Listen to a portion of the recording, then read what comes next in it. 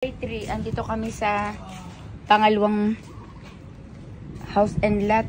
Ito daw pwede, kasama yan, kasama dito 8.5 million. Tapos ito, gawa na to. Pwede raw itong paupahan yan. Pwede raw namin itong paupahan. Tapos ito yung magiging parang residential namin kung mabibili namin to.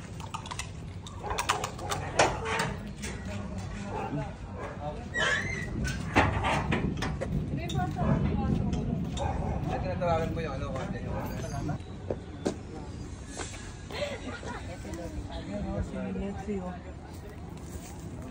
Si Lexi yung nakahampulo. Yan.